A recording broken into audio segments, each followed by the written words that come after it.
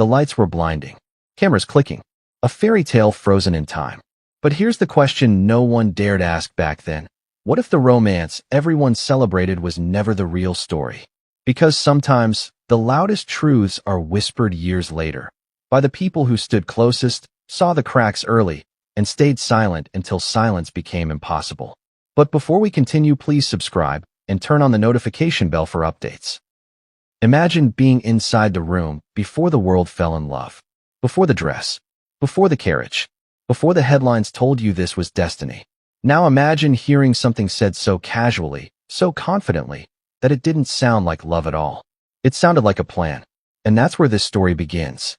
For years, the narrative was airtight. A modern love story. A prince breaking tradition. A woman stepping into history. And anyone who questioned it was labeled bitter, jealous, or cruel. But behind closed doors, among friends who knew the unfiltered version, a very different conversation was unfolding. Why did certain comments feel rehearsed? Why did ambition always seem to arrive before affection? And why did the people who helped the most quietly disappear once the spotlight was secured? This isn't about tearing down a relationship. It's about understanding it. Because when someone who once defended the story at all costs finally speaks, it forces a reckoning. Not with gossip, with patterns, with timing, with contradictions that were always there, hiding in plain sight. The silence lasted years. Not because there was nothing to say, but because saying it came with consequences. Loyalty was weaponized. Privacy was sacred. And crossing that invisible line meant exile from a very powerful narrative. But something shifted. Call it disillusionment. Call it betrayal. Call it the moment when watching history being rewritten became unbearable. Whatever the reason, the dam finally cracked. And when it did, it revealed a version of events that reframes everything we thought we understood. Ask yourself this. If love was the foundation, why did the strategy come first? If this was about partnership, why did power always sit at the center of the conversation? And if fame was never the goal, why did every move seem designed for maximum exposure? These are uncomfortable questions, but they matter. Because this story isn't just about two people. It's about how narratives are built, how perception is curated, and how easily the public can mistake performance for authenticity when the stage is grand enough. And here's the part that still sends a chill through everyone who heard it secondhand. There was a sentence, one sentence, spoken privately, long before vows were exchanged. At the time, it sounded like confidence, like humor, like ambition. Years later, it sounds like a confession.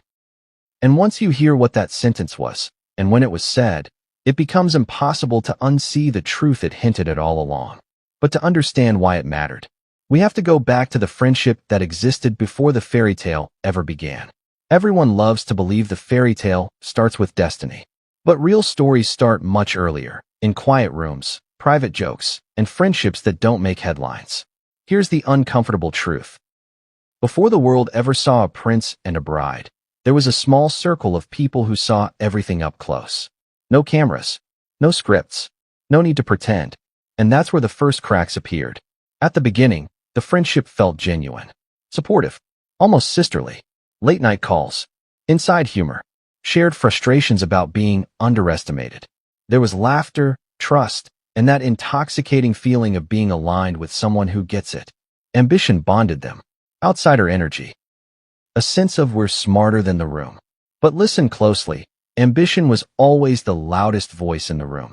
Early conversations weren't about love stories or futures built together. They were about access, about positioning, about what doors could open if the right people noticed at the right time. It wasn't sinister at first. It was framed as confidence, as knowing one's worth, as refusing to play small. And honestly, who questions that? But then came the comments that didn't quite land right. Little jokes that lingered too long. Observations that felt more strategic than romantic. Questions that weren't, do you love him? But do you know what this means? Would you have noticed it back then? Or would you have laughed it off too? Because when someone says something with a smile, wrapped in charm, it's easy to miss the subtext. Easy to mistake calculation for clarity. Easy to confuse ambition with affection. As the friendship deepened, so did the confidence. There was an unshakable belief that things were moving exactly as they should. Not organically, intentionally. Plans discussed casually. Outcomes assumed before they existed. as if the ending had already been written, and the only task left was execution. That's when the dynamic subtly shifted. Conversations became less mutual, less curious, more declarative. Support flowed one way. Listening turned into instructing. And slowly, almost imperceptibly, the idea of partnership began to look less like two equals and more like a ladder, with one person already counting the rungs. Still, loyalty held firm. Because when you're close to someone chasing something enormous, you don't question their momentum. You don't slow them down with doubt. You convince yourself you're witnessing confidence, not entitlement. Vision, not obsession. But then came the moment that changed how everything felt. A single remark. Tossed out effortlessly. Said in private. No witnesses beyond the inner circle. It wasn't cruel. It wasn't dramatic. It was precise. And for the first time, it introduced a chilling possibility. That the relationship wasn't unfolding, it was being assembled. At the time, it was brushed aside. Rationalized. Forgotten. But years later, when the pieces were laid out in order, that one comment stood out like a warning no one wanted to read. Because if that statement meant what it sounded like, then love was never the foundation. It was the packaging.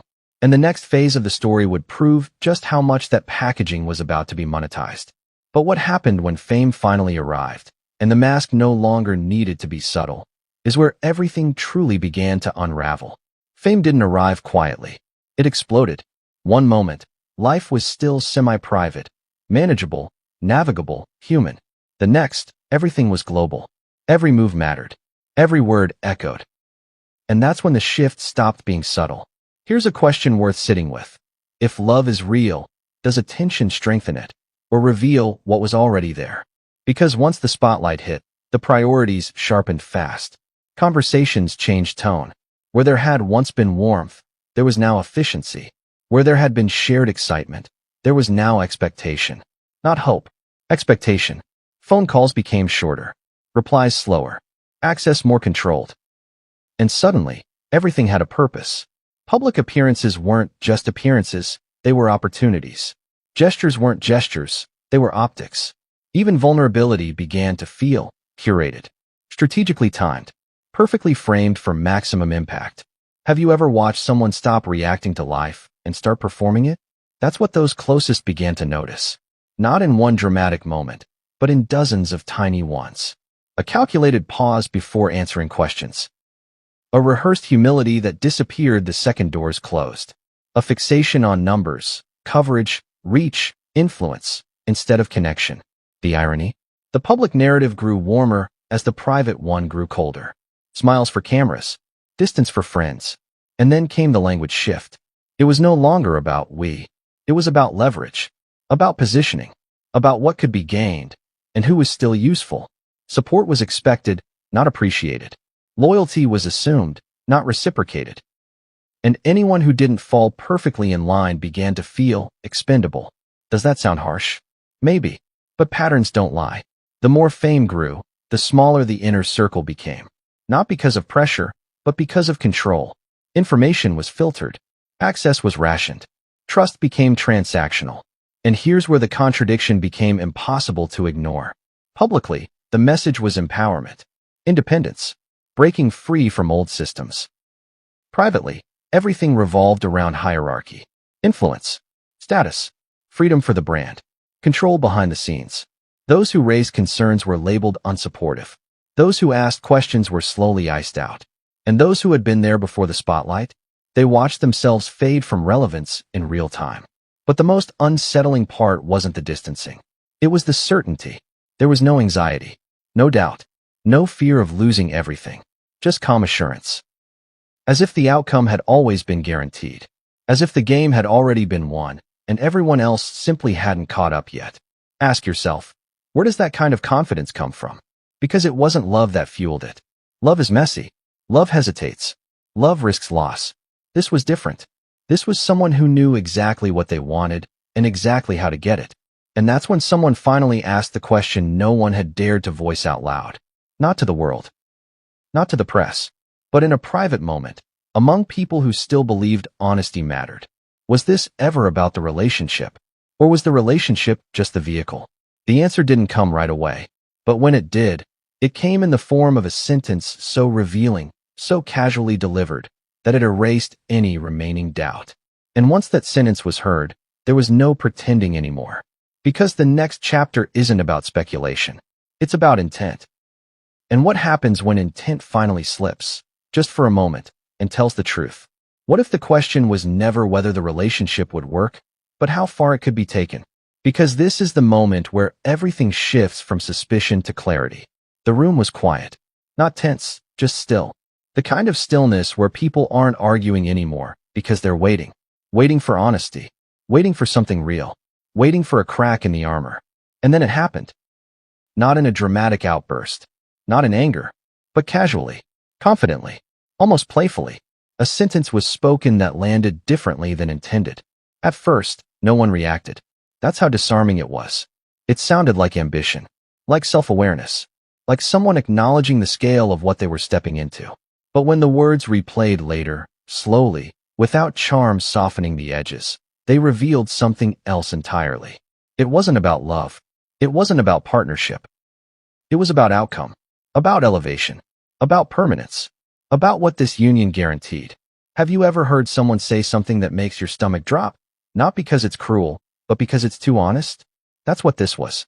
In that moment, the puzzle pieces that had never quite fit suddenly snapped into place.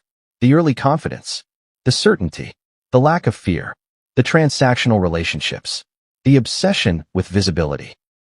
The way people were discarded once they'd served their purpose. It wasn't chaos. It was control. And here's the part that still unsettles everyone who knows this story. No one confronted it. Not then. Because when someone says something that revealing, your brain rushes to protect you from what it implies. You minimize it. You reframe it. You tell yourself you misunderstood. Surely that's not what was meant, right? But time has a way of stripping away excuses. As the years passed, every major move aligned perfectly with that sentence. Media deals, strategic grievances, perfectly timed exits, carefully crafted victimhood paired with relentless self-promotion. Love became the headline. Fame became the infrastructure. Money became the insulation. And the people who had been there before, they became liabilities. Loose ends. Reminders of a version that no longer fit the brand. That's when the emotional cost finally hit. Because realizing you weren't a friend, you were a stepping stone, changes how you see everything. Every memory gets recontextualized. Every laugh feels rehearsed in hindsight. Every moment of closeness becomes suspect. Were you ever truly valued? Or were you simply early access? This is the point where silence stops being loyalty and starts becoming complicity. Where staying quiet means allowing a narrative to harden into myth, unchecked and unchallenged. And that's why this moment matters so much. Because once intent is revealed, you can't unknow it. You can't go back to believing the fairy tale without acknowledging the machinery behind it. But here's the twist. That sentence, the one that said everything without meaning to, it wasn't the end. It was the beginning of something far more damaging. Because what came next wasn't just ambition fulfilled. It was the erasure of anyone who knew the truth. And when that erasure began, it became clear just how high the cost of fame and money truly was. Here's the part most people don't talk about. What happens after the ladder is climbed? Because ambition doesn't end at the top. It changes shape. Once the spotlight was secured, once the fame was locked in and the money no longer felt theoretical, something else began to happen. The story itself became more important than the truth. Controlling the narrative wasn't just strategic, it was survival. And that's when the erasure began. People who had been present before the cameras arrived started vanishing from the frame. Not publicly attacked, not openly rejected, just removed. Invitations stopped coming. Messages went unanswered. Histories were quietly rewritten as if certain relationships had never existed at all. Ask yourself this. If nothing was hidden, why was so much being buried? The fairy tale hardened into doctrine. Any contradiction became hostility. Any dissent became betrayal. And loyalty was no longer about trust. It was about silence. That's when the emotional weight finally broke through. Because realizing you've been written out of someone else's success story forces a brutal question.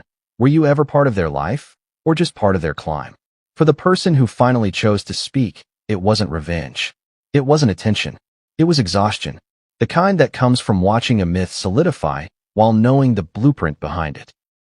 from seeing ambition celebrated as authenticity, from hearing love praised when calculation had always been the engine. And here's the quiet truth that makes this so unsettling. Nothing revealed here changes the outcome. The fame still exists. The money still flows. The platform remains massive. But it changes the meaning. Because once you see how carefully the pieces were arranged, the fairy tale stops being romantic and starts being instructional. A case study in how modern power works.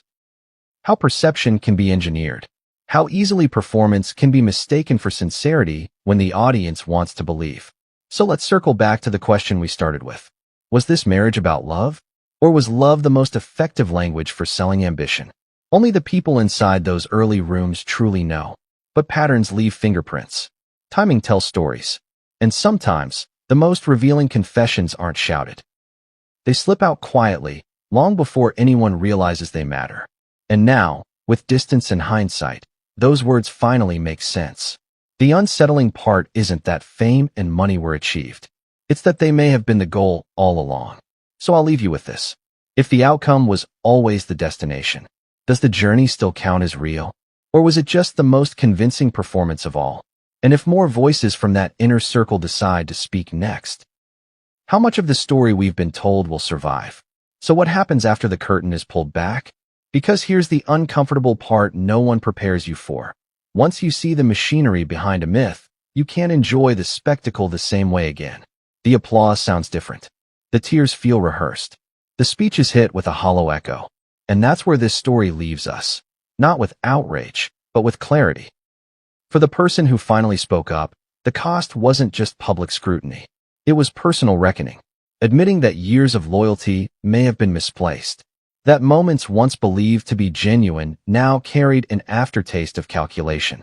That being close didn't always mean being valued. That kind of realization doesn't come with fireworks. It comes in silence. In rewatching old conversations in your head. In noticing how every big milestone somehow benefited one side far more than the other. Ask yourself something honestly. How often do we confuse confidence with character? Because ambition isn't a flaw.